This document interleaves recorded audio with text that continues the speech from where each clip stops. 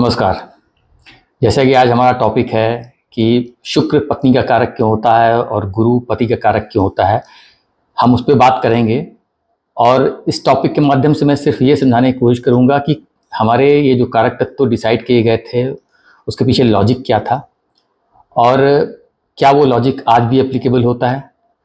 क्योंकि देखिए, हमारे जो भी शास्त्रों में ये प्लैनेट्स के कारक तत्व या प्लैनेट्स के जो इफेक्ट्स हैं, राशियों के, भाव के या उनकी दशाओं के इफेक्ट जो है, वो हर चीज़ जो है बहुत ही लॉजिक के साथ में और उस पीरियड के हिसाब से डिसाइड किए गए थे। पीरियड की बात जब मैं कर रहा हूँ तो मतलब आज से 2000-3000 साल पहले जिन्होंने लिखा था कि उस समाज में उस सोच विचार के हिसाब से ही उन्होंने हर चीज़ बनाई थी। और बहुत सी चीज़ जो है वो ज़रूरी नहीं है कि आज भी एप्लीकेबल हो जाए, क्योंकि देश काल पात्र का सिद्धांत ज्योतिष में ऐसा है, वो यही बताता है, उसके पीछे का लॉजिक यही है कि ज़रूरी नहीं है कि जो चीज़ें आज से 2-3 हज़ार पहले प्लैनेट्स की हमको एनर्जी मिल रही थी या हमको इफेक्ट मिल रहे थे प्लैनेट्स के, वो आज भी वैसे ही एप्लीकेबल होंगे। तो सिर्फ इस वीडियो के माध्यम से मैं सिर्फ ये समझाने की कोशिश करूँगा कि आखिर ऐसा क्यों, कि इसके पीछे लॉजिक क्या है कि पत्नी कारक शुक्र है और पति का कारक गुरु को माना गया है। तो इससे पहले सबसे पहले हमको पीछे चलना पड़ेगा। हम उस समाज में चलते हैं जिस समाज में ज्योतिष लिखा गया था। और तो वो समाज क्या था? देखिए, वो समाज जो था पुरुष प्रधान समाज था। पहली चीज़ तो आप समझिए। आज भी वैसे देखा है तो आज भी पुरुष प्रधान समाज है, लेकिन उस वक्त कुछ ज़्यादा ही था। और स्त्री की कोई वैल्यू नहीं थी, कभी उसको कंसीडर नहीं किया गया था। हमारे जितने भी शास्त्र लिखे हैं, हम जितने भी ज्योतिष की बुक्स पढ़ते हैं, उसमें कोई भी बुक के अंदर कभी भी फीमेल के पॉइंट ऑफ व्यू से, लेडीज़ के पॉइंट ऑफ व्यू से कुछ भी नहीं बताया गया है।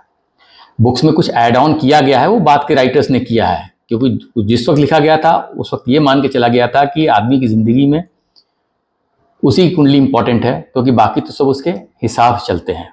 तो उसी का कर्म, उसी की लाइफस्टाइल, हर चीज़ कुंडली में जो बताई गई है पुरुष के हिसाब से बताई गई है। स्त्री का कोई इसमें महत्व दिया ही नहीं गया है। अब पति को पत्नी चाहिए। उस ज़माने में पत्नी का मतलब क्या था? उस ज़माने में पत्नी का मतलब था कि भाई जो हमको फिजिकल शारीरिक सुख दे, हमें लग्जरी मिल जाती थी। शादी करते तो हमको क्या मिलती थी? लग्जरी मिलती थी। लग्जरी कैसे होती है? लग्जरी का मतलब ये हो गया कि भाई आपको बैठे बैठे सब कुछ मिल रहा है, आपको खाने को मिल रहा है, कोई आपका खाना बना रहा है, कोई आपका कपड़ा धो रहा है, आपका पूरा ध्यान रख रहा है। This luxury. और वही कंफर्ट है कि आप काम से लौट करके आए तो आपके सामने कोई पानी लेके खड़ा है, आपके पैर दबाने के लिए पत्नी आपकी बैठी हुई है। पत्नी धन का भी कारक होती थी। उस जमाने में दहेज प्रथा थी। शादी हुई तो वही पत्नी धन लेके आती थी। पत्नी जो थी ना, वो आपकी संजीवनी का काम करती थी। आपकी लंबी उम्र के लिए वो व्रत रखती है, उपवास रखती है, करवा चौथ रखती है, या अलग टाइप के बहुत सारे पूरे हिंदुस्तान में अलग टाइप के व्रत होते हैं, वो रखती है। वो आपकी ज़िंदगी की कामना करती है। प्लस वो जो है वो आपकी वंश वृद्धि करती है, आपके परिवार को बढ़ाती है। आपके परिवार में एक लड़की आई तो इसका मतलब परिवार का एक्सटेंशन हो गया। फिर उस परिवार का एक्सटेंशन में फिर वो बच्चे पैदा करेगी तो आपकी जो जनरेशन है वो चलेगी।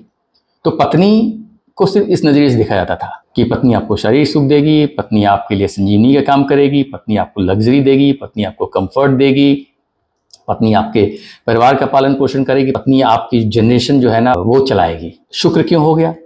अगर आप शुक्र की पोजीशन देखें तो शुक्र सब इन्हीं चीज़ों का कारक है।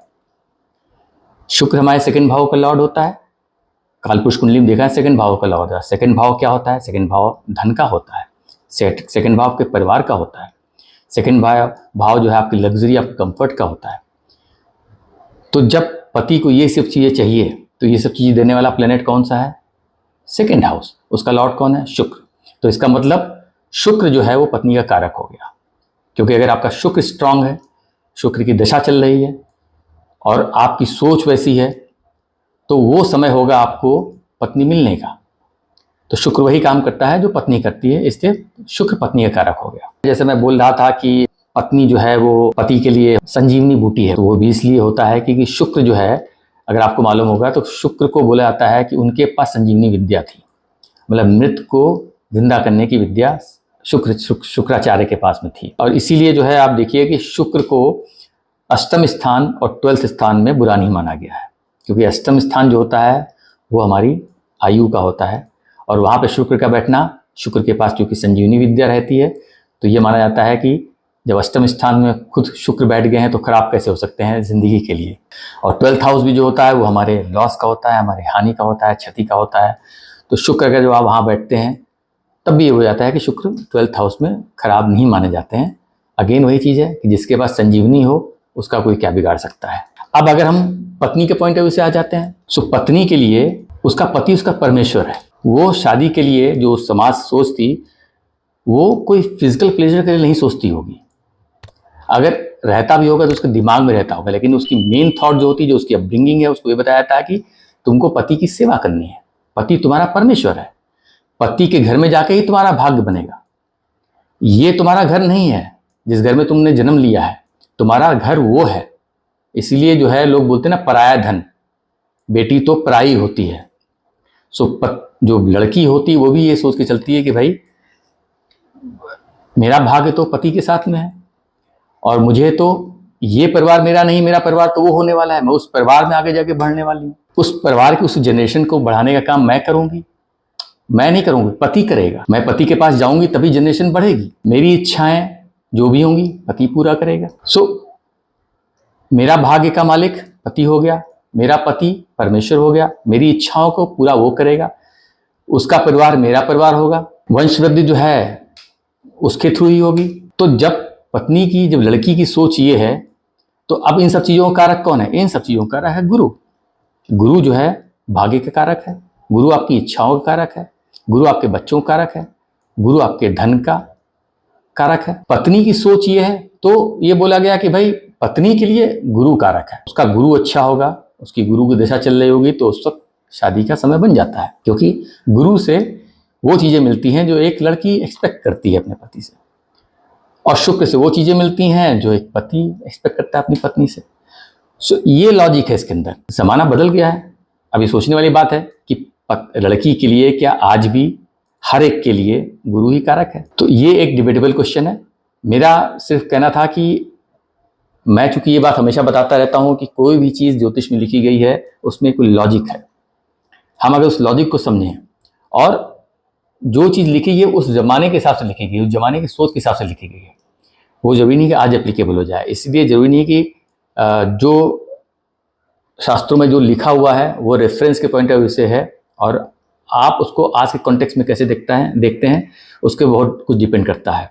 और इसीलिए मैं हमेशा बोलता हूँ कि आपकी अपनी एनर्जी जो है बहुत मैटर करती है कि आप कैसे चाहते हो, क्योंकि आपको फल वही मिलेंगे जैसी आपकी सोच होगी।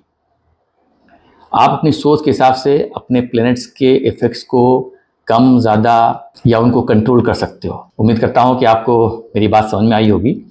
मेरा उद्देश्य सिर्फ इतना था, लोगों को समझाने के लिए, क्योंकि बहुत से लोग जो हैं ज्योतिष में इंटरेस्ट रखते हैं और समझना चाहते हैं कि आखिर किस चीज़ें क्या हैं। मेरा एक हमेशा, मैं जब स्टडी करता हूँ तो मैं लॉजिक जरूर ढूंढता हूँ कि कोई भी चीज़ लिखी गई है तो उसका लॉजिक क्या है। तो मिलते हैं किसी नए वीडियो में किसी नए टॉपिक के साथ में, तब तक के लिए नमस्कार।